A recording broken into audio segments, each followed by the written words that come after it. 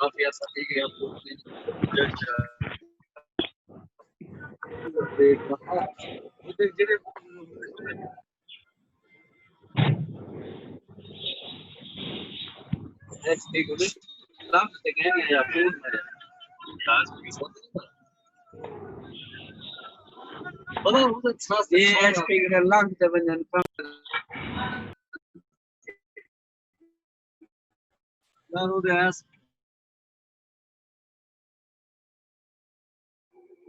अस्सलाम वालेकुम क्लास, आप लोगों को मेरी आवाज़ आ रही है?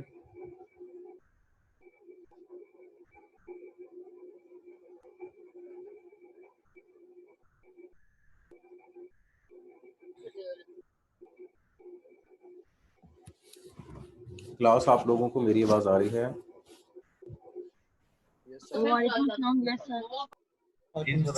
आ रही है। ठीक है जी, हम लेक्चर शुरू करते हैं।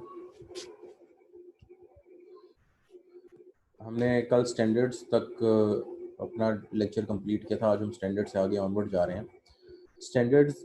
Standard is a document established by consensus and approved by a recognized body that provides for common and repeated use rules, guidelines, or characteristics of for activities and their results aimed at achievement of optimum degree of order in a given context. The use of appropriate standard is both a familiar and traditional technique for regulating hazardous activities and attempting to ensure the safety of a product. One major problem in the rapid rate of change of technology One major problem is the rapid rate of change of technology. Design standards at that mandate a particular method of designs are the frequent choice of safety standards, but they can be the effect of crystallizing the technology. Other design methods which may arise for improvement in the technology may not comply with standard. Problem can be solved by rapidly occurring subsequent revision. जो standards हैं वो उनको meet करना ज़रूरी है ताकि quality level achieve हो सके, लेकिन स्टैंडर्ड्स के साथ एक ये भी इशू आ रहा है कि जितनी तेज़ी से टेक्नोलॉजी अपडेट हो रही है, जो स्टैंडर्ड्स की डेफिनेशन या स्टैंडर्ड्स के प्रोटोकॉल्स हैं वो उस तेज़ी से अपडेट नहीं हो रहे हैं। जो एक पॉपुलर स्टैंडर्ड है वो IEC 61508 है। In is an international standard published by the international electronical communication and electronical commission consisting of methods on how to apply, design and deploy and maintain automatic protection system called safety related systems. It is recently adopted by software industry covering general requirements, software requirements, definition and example of methods for determination of safety integrity levels. ये basically जो standard है ये safety level और integrity of software को discuss करता है या cover करता है। दूसरी चीज जो हमारे पास स्टैंडर्ड्स के अलावा है वो है सर्टिफिकेशन एंड लाइसेंसिंग।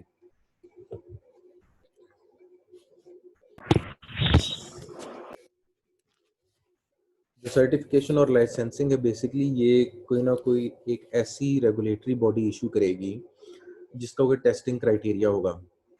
मिसाल के तौर पे आप CCNA का टेस्ट देते हो, फिर आप यानी ये मुख्तलिफ एंटरप्राइजेस हैं, हमारे पास सिस्को के सर्टिफिकेशन टेस्ट हैं, हमारे पास जूनिपर के सर्टिफिकेशन टेस्ट हैं, फिर हमारे पास लैंग्वेजेस के सर्टिफिकेशन के टेस्ट हैं, जावा के लैंग्वेज सर्टिफिकेशन टेस्ट हैं, फिर हमारे पास ग्राफिक डिज़ाइनर्स के सर्टिफिकेशन के टेस्ट हैं।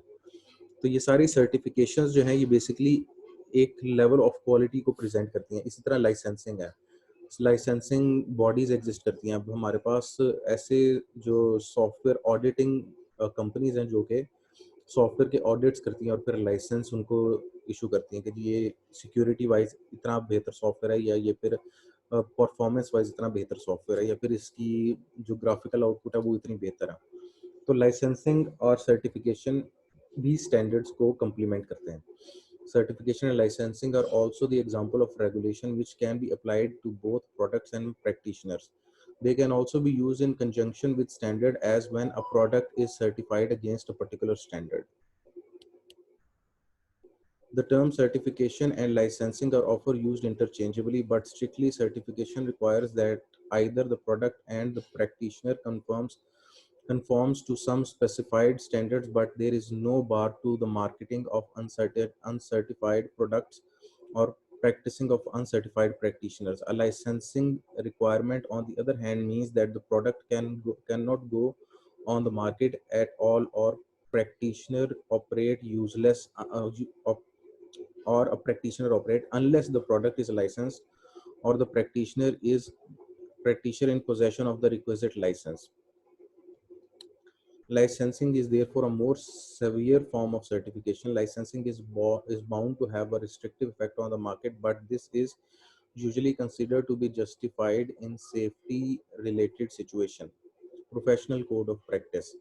It is common for professional association to devise code of practice with which to govern their members. The subject matter of such code may be general or more specific in nature, but in either case they can perform a valuable regulatory function. Although they are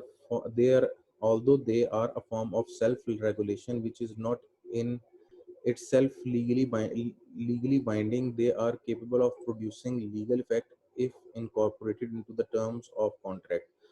Failure to comply with requirements of a code of practice may itself be evidence of negligence. Regulation by law.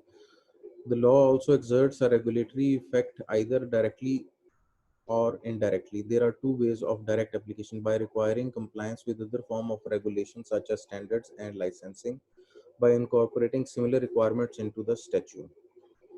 Indirect application Indirect application is by exerting a determined effect because of fear of litigation of safety standard and breach. Law is frequently reactive rather than preemptive, as it is more concerned with providing a remedy after event. अच्छा, ये जो अभी तक हमने slides पढ़ी इसमें कोई इतने इम्पोर्टेंट पॉइंट्स नहीं थे, लेकिन जो इम्पोर्टेंट पॉइंट है वो ये है कि हमारे पास सर्टिफिकेट और लाइसेंसिंग के कॉन्सेप्ट क्या हैं और ये हमें इन दोनों में फ़र्क क्या है। लाइसेंसिंग एक स्ट्रिक्ट फॉर्म है सर्टिफिकेशन की और ये किस तरह स्टैंडर्ड्स और क्वालिटीज़ को मीट करने के अंदर हमें हेल्प आउट करती है। उसके बाद आता है जी अगली स्लाइड, जो इसके अंदर एक अहम सवाल है वो ये कि should software manufacturers be held strictly liable for software defects.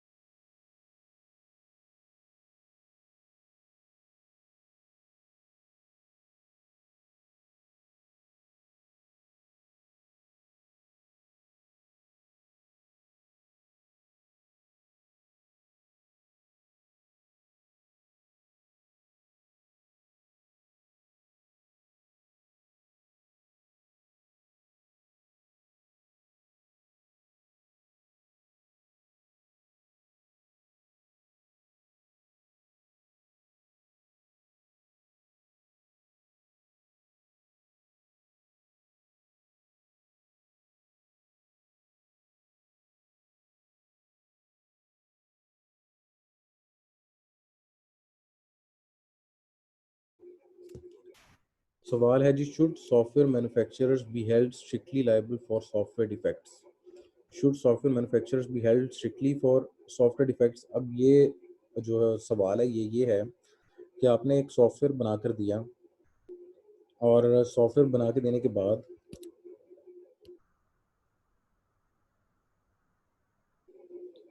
जब सॉफ्टवेयर चलते चलते कुछ टाइम गुजर गया अपने क्लाइंट की एनवायरनमेंट में, वहाँ पे एक ऐसा एरर आया जो कि उन्हें नहीं था पता कि ये एरर क्या है। उन्होंने आपको रिपोर्ट किया सॉफ्टवेयर हाउस वालों को। अब सॉफ्टवेयर हाउस वाले या तो ये जिम्मेदारी ले सकते हैं कि जी ये एरर उनकी वजह से, या ये जिम्मेदारी नहीं लेंगे कि एरर उनकी वजह से है। यहाँ पे दो स्कूल ऑफ थॉट एग्जिस्ट करते हैं। एक स्कूल ऑफ थॉट ये कहता है कि अगर एरर आया है तो ये सॉफ्टवेयर हाउस की जिम्मेदारी है। क्यों? क्योंकि इन्होंने जब रिक्वायरमेंट गैदरिंग की तो उन्हें रिक्वायरमेंट गैदरिंग के अंदर ये चीज़ें क्लियर कर लेनी चाहिए थी कि कौन-कौन से ऐसे सिनेरियोज़ हैं जहाँ पे सिचुएशन क्लियर नहीं है और वहाँ पे सिचुएशन क्लियर करवा के वो जो एक्सेप्शंस हैं वो हैंडल कर सकते हैं। लेकिन अगर वो नहीं करते तो एरर आएगा तो उनकी लायबिलिटी है। दूसरी स्कूल ऑफ थॉट ये कहता है कि कोई भी सॉफ्टवेयर परफेक्ट नहीं होता और कभी भी ऐसा नहीं हो सकता कि एरर जो है वो 100% रिमूव हो जाए। तो ये लायबिलिटी सॉफ्टवेयर डेवलपर्स पे नहीं आती, ये सॉफ्टवेयर जो रिक्वायरमेंट जिन्होंने प्रोवाइड किया उन पे आती है। क्यों? क्योंकि उन्होंने अपनी तरफ से 100% रिक्वायरमेंट्स देनी थी और जो उन्होंने रिक्वायरमेंट्स दी उस हिसाब से सॉफ्टवेयर बनाकर उनको डिलीवर कर दिया गया था। अब जो यहाँ की स्लाइड्स हैं वो उस सिनेरियो को डिस्कस करती हैं कि अगर लायबिलिटी सॉफ्टवेयर हाउस पर आए तो क्या होगा। Software manufacturer should be held strictly liable because strict liability force manufacturers to take precautions before marketing their product. Injured parties will be adequately compensated. Manufacturers make a representation of product safety. जो इन्होंने software बनाया है वो software बनाते वक्त ये advertise करते हैं कि हमारा सॉफ्टवेयर ये काम करेगा। तो अगर ये काम जो भी वो कर रहा है उस और कोई भी एरर आई है, कोई एक्सेप्शन आई है, वो तो उन्होंने प्रेजेंट नहीं किया था, मार्केट नहीं किया, तो फिर उनकी जिम्मेदारी बनती है। और अगर कोई नुकसान हुआ तो वो कंपनसेट करेंगे। और manufacturer make a representation of product safety, और वो अपने प्रोडक्ट सेफ्टी को रिप्रेजेंट भी करते हैं कि हमारा प्रोडक्ट सेफ है, तो इस वजह से लाइबिलिटी उन पे आती है।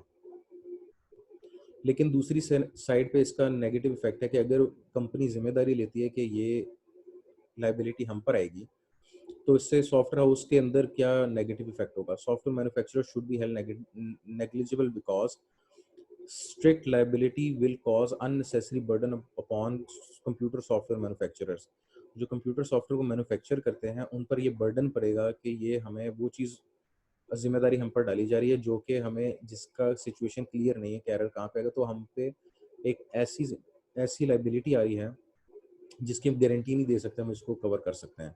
Strict product liability would hinder innovation, और इसके साथ साथ अगर इस खौफ से कि जी आपको जिम्मेदार ठहराया जाएगा, इनोवेशन जो है वो रुक जाएगी। इनोवेशन इस सेंस में कि वो कुछ एक्स्ट्रा अगर डिलीवर करना चाहते हैं तो वो डिलीवर नहीं कर पाएंगे। Factories affecting system safety. Most software engineers are trained to ensure that the system are designed and developed on sound scientific principles. Applying these principles to safety related system means that safety should be made an objective at the first possible opportunity at the design stage. Nothing can be made inherently safe, and so any assessment of the safety of an object or process will depend upon balancing a number of factors. This section provides an overview of all the factors which need to be taken into account while developing a secure system.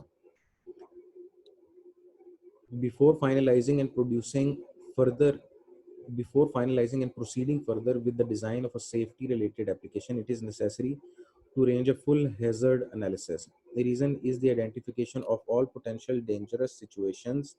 Such as analysis need such an analysis needs to include not only obvious hazards but also the more exclusive dependent hazards which may arise due to unusual combination of circumstances. Example of some form of techniques for hazards and analysis are fault model analysis and fault tree analysis. जो इस slide का basic मकसद ये है कि जो hazardous scenarios हैं, ये फॉल्टी सिनेरियोज हैं, उनको काउंटर किया जा सके।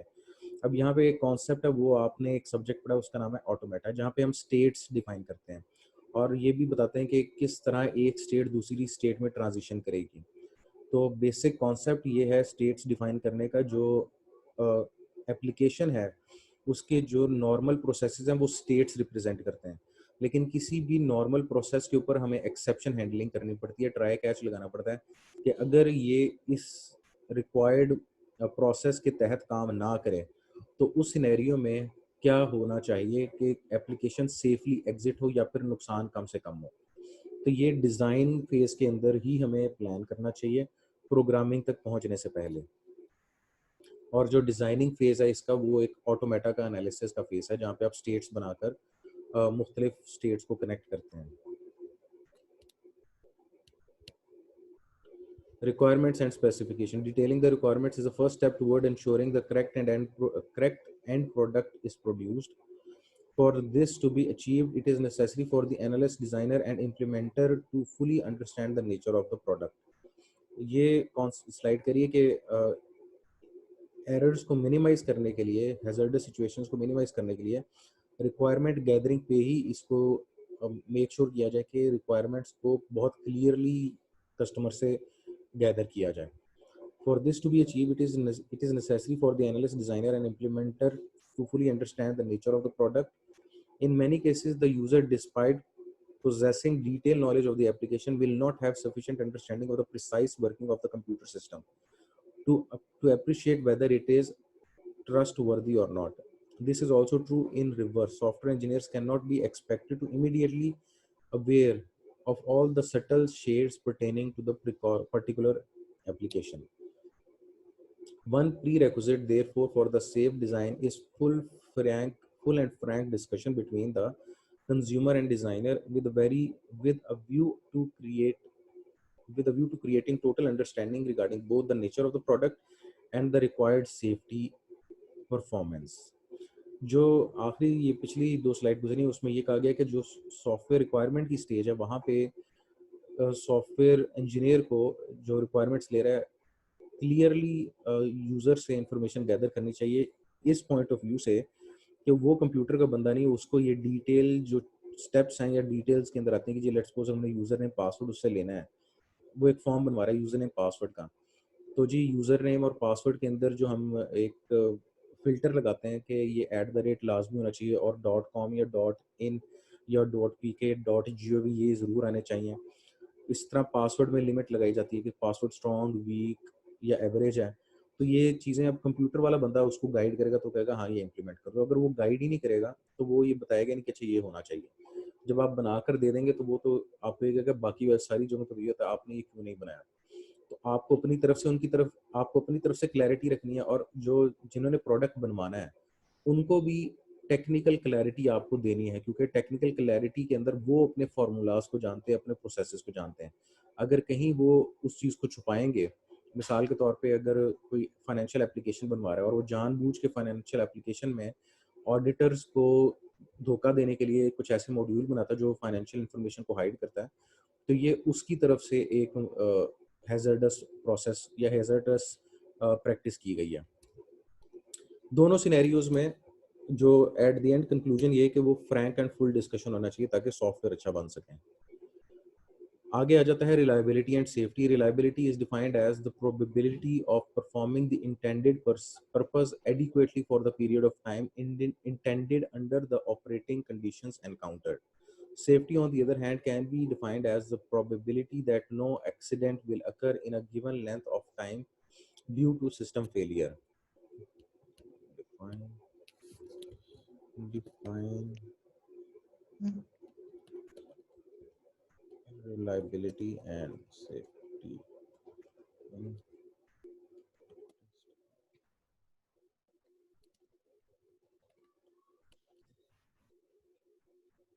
जो रिलायबिलिटी हुई है कि कोई एक सॉफ्टवेयर कितने टाइम फ्रेम के लिए जो उससे एक्सपेक्टेड टास्क हैं वो करेगा, और सेफ्टी है कि कितनी प्रोबेबिलिटी है कि किसी सॉफ्टवेयर से किसी को नुकसान नहीं पहुंचेगा। तो ये डेफिनेशंस अहम है। यहाँ पे हमारा लेक्चर एंड हो जाता है। अब इंशाल्लाह 50 से लेके 58 स्लाइड तक हम कल पढ़ेंगे, और फ्राइडे वाले दिन में जो क्वेश्चंस हैं इस स्लाइड के, स्लाइड 4 के और जो पिछली स्लाइड के क्वेश्चंस हैं वो आप लोगों को अपडेट करवाऊंगा। क्लास आप लोगों को कोई क्वेश्चन है तो आप लोग मुझसे पूछ लें, नहीं तो फिर मैं सेशन एंड करता हूँ।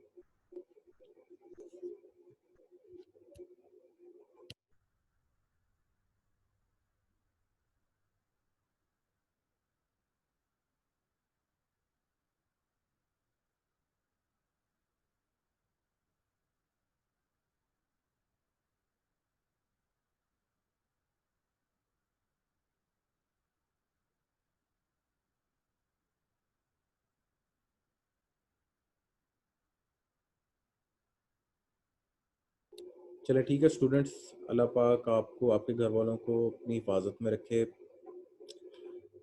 आप मुझे और अपने दोस्तों को और अपने रिश्तेदारों को ज़रूर दुआ में याद रखिएगा। मुश्किल वक्त अल्लाह पाक से मुश्किल वक्त हमारे लिए आसान कर दे। मोमिन जो है वो नाउम्मीद नहीं होता, तो आप लोग भी नाउम्मीद ना हो। ओके स्टूडेंट्स, अल्लाह हाफिज़।